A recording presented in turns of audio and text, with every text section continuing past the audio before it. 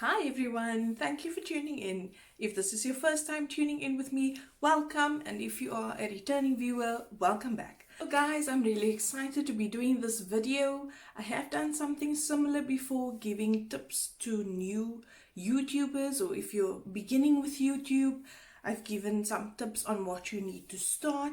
However, today I'll be focusing on tools that you need to start. Because in my journeys, I've been doing YouTube for about 15 months now, so that's a year and 3 months, and I realized that there's tools that can assist you, that you actually need in order to grow, because starting the channel is easy, right? But these tools are some of the things that you require, and please be sure to stay till the end of the video, because I'm going to give you guys some awesome sites that can help you as well, all for free. So let's jump into it.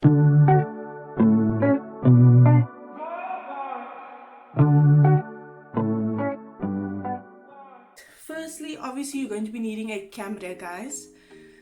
You can use a phone camera, just make sure it's a good quality, because I'm not going to front, I'm not going to lie, you need good quality in order to grow on YouTube. You can't have poor quality. You can follow all the rules, all the tips people give you, but if your quality is bad, people are not going to stay. Even if they click, if you have a good thumbnail, even if they click on your video, they will click away, because they are better quality videos for them to watch. So please make sure that you have a good quality camera, whether it's on your phone or whether you can purchase a camera. Please make sure it's good quality. Right, next up is obviously good audio. You need to make sure that people can hear you. Please make sure that it's in as quiet as possible, the area that you're going to be recording in. I know realistically that's not always possible, especially if you have a noisy neighborhood type of thing, but try and get a more quiet area. Try and make sure the acoustics are not bad, that there's no echo. Even when editing, make sure that your music levels are the same, or not the same, sorry, that it's not too high, that people can still hear you. Because sometimes it's actually happened to me when I started with YouTube.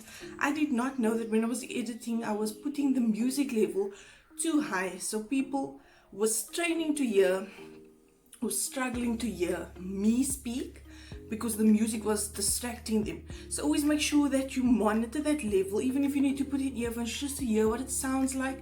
Make sure that the music's not overpowering your voice. Okay, so if you can get a microphone, that'll be great. It's always good to invest. So eventually, if you intend on taking YouTube seriously, there will be some investments that you need to make. So eventually, like, you can start out with a phone, eventually you'd invest in a camera, also a microphone, just to boost the audio of your videos, right, or the quality of your audio. Next up, it is the lighting, guys. So if you can invest in a ring light or lighting, I would suggest that you do so. If not, when you're starting out, natural light is quite good as well. So find a spot where there's a nice big window. If you can record outside, or if you have a patio area that's really nice, lots of sunshine. Obviously the lighting needs to be from behind the camera, not in front. So you need to be facing wherever the light is, right? So you don't want the light shining onto your camera, because that's going to affect the quality very bad. People won't be able to see you. You'll probably look like a shadow. So please make sure that the lighting is coming from behind your camera always. Okay, the next thing, I know this is an obvious one as well, but guys, internet. Okay, we all know this. I know some people are starting out and they're using data, but if you can invest, like I said, there's nothing wrong with starting out at one spot. Eventually, if you intend on taking YouTube seriously and working towards that, look at investing in getting yourself Wi-Fi or fiber if you have that available in your area.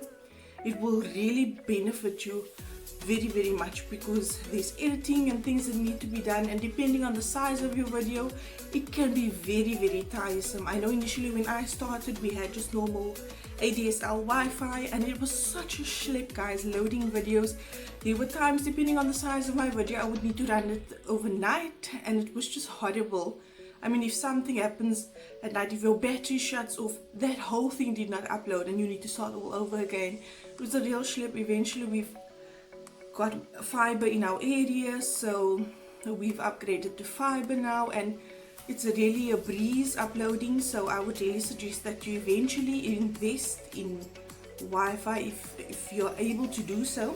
Okay, the next thing, obviously also very important, is an editing tool. Okay, so you will need, you can capture a raw video, but there will always be certain things that you want to tweak. Like when starting, you might be not in the position or the best lighting that you'd want, and you'd maybe make some adjustments. You know, there's certain things that you want to cut out, add in certain things, and you need an editing tool for that. So at the moment, we know there are free tools available like iMovie, there are InShot, there's KineMaster. I will say this, so those are all free programs, but if you really, like I said, are looking at doing this for the long haul, I would suggest that you eventually invest in one of those programs that can work for you. So I have bought the paid version just because I needed more. So I started out with the free version, and you realize there's more things that you need from the app, and eventually it's not really that expensive, guys, depending on which one you go for, but there are some reasonable price ones. You just need to do some research, and like I said, starting out with a free one is not a problem, but you do need to have an editing app. It's one of the tools that you will need for sure starting with YouTube. Okay, the next one, guys, I've come to realize that you need to focus more on SEOs and that sort of thing as you start to grow your channel, and for that you would need, or there are additional apps that you can use. So there is TubeBuddy and vidIQ. I'm sure you've heard about this, but I'll just give you a little bit of detail quickly. So these are an add-on. These are add-on software that you can add on.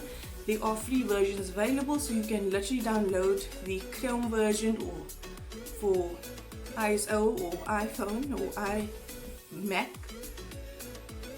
And what they do, they assist you with your search engine optimization. They assist you with keyword search, with topics. There's lots of different services that they offer, and it is very, very limited, obviously, on the free versions. So here, once again, I'd like to say, eventually, depending on how serious you are, and if you are by the means, I would suggest that you invest in one of the two programs. I personally am using TubeBuddy, and I can't speak for vidIQ because I have the free version, but I haven't invested, so I don't know what it can do to its full capacity. However, TubeBuddy is really great. It helps with the tags, it helps with keyword search, all these different types of things. So it helps you keep track of your goals as well, or your achievements. It's really nice. So you would need to look into investing in one of these programs. And if you'd like to find out more, I do have a link for TubeBuddy in my description box below, with a code and things that you can use in order to get TubeBuddy. Like I said, I cannot speak for vidIQ because I don't use that, but if you're interested, you can check out the TubeBuddy info in the description below. Next one, guys, this is a really big one, and I'm sure if you've already started your YouTube channel, you would realize that there's a thing called claims, copyright claims or strikes. Okay, and the main thing that people get copyrighted on is music. So this is why I encourage you to stay till the end of the video, and you are here, so congratulations. And I'm going to give you guys some awesome information on where you can get free no copyrighted, non-copyrighted music, because this is what you're going to need constantly, all the time. You're going to need an endless supply of music, you know, just to switch things up as you're doing your video. You don't want the same song playing in the background for all your videos. I mean, the longer you do YouTube, as your channel grows, you're going to be making hundreds of videos, and you can't just have one song playing in the background. So you need an endless supply, and there are some awesome channels out there. So this is why I've asked you to stay till the end. I'm going to give you guys some tips. So the first place you can look for free copyrighted or non-copyrighted music that you are allowed to use on YouTube is obviously on your YouTube audio library. So if you look on your right hand side of your YouTube, there will be an option for YouTube audio. So if you go and check down there, there'll be a whole bunch of different music that you can download for free, and in most cases you need to just credit the artist as well. So you need to copy a section where they mention who the artist is, the name of the song, copy that and paste that in your description, and you're good to go. So that's the first place you can look for music. There's a new channel that I've just discovered. I love the music, guys. It's called Music Library. I've left the link for you in the description box below. You can check them out. Free music to download as well that you can put in, whether you're doing vlogging, whether you're doing just normal YouTube videos and you want your music playing in the background. Perfect for that. There's Audio Library, and then there's also the Vlog No Copyright channel, and there's also Thymatics. I've put their link in the bottom as well. So I use all of them, right guys?